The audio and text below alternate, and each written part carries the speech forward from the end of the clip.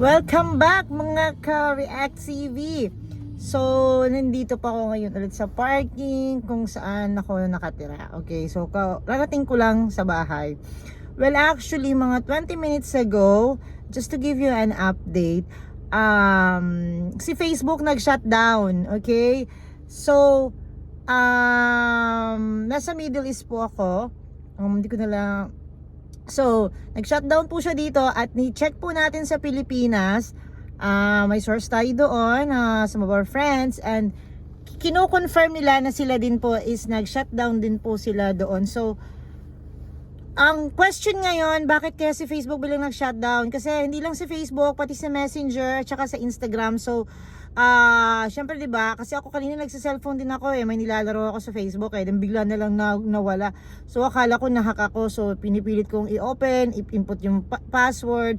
Wala talaga, hindi talaga siya nagwo-work. So until yung isa kong katrabaho, sabi niya sa akin, nag-shutdown din daw yung sa kanya, tsaka yung isa pa namin katrabaho, nag-shutdown din.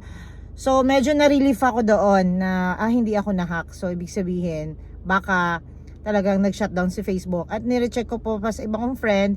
So yun na nga. So akala din nila lahat sila na-hack. At even nakikinig ako dito sa radio station ngayon dito sa amin, is yun din yung topic nila. Kasi syempre nagbabasa sila sa Facebook sa mga nagbe-message. So yun nga po, wala na silang nababasa kasi nag-shutdown talaga si Facebook, lahat ng messenger. So ang tanong ngayon is, bakit kaya si Facebook nag-shutdown? So, kasi syempre, may mga business transaction ka doon, so problem talaga, 'di ba? So, mapapaisip ka ngayon, 'di ba, kung anong gagawin mo. So, kung sino man po sa inyo or nakakalam anything, just comment below po para po at least makatulong po tayo. Kasi baka po kasi ang shutdown ni Facebook is worldwide na po, so hindi po natin alam. At saka chinek ko rin yung Instagram ko, hindi rin po siya gumagana. Parang yung nakapost lang dun yung existing lang, pero wala pong ibang mga post. So sana maayos ni Facebook kasi syempre 'di ba, sayang yung mga photo natin doon, sayang yung mga photo ng mga souvenir. So yun, for now,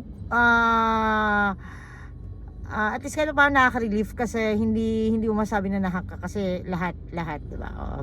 So yun po, yun lang update ko. So dito sa amin sa Middle East at saka sa Pinas is totally shutdown po si Facebook. So baka sa ibang bansa. So pag sa ibang bansa pa, so it's a worldwide.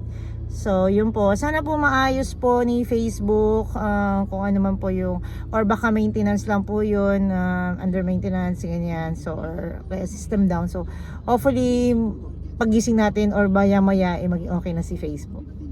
Bye for now. Thank you mga ka-React TV.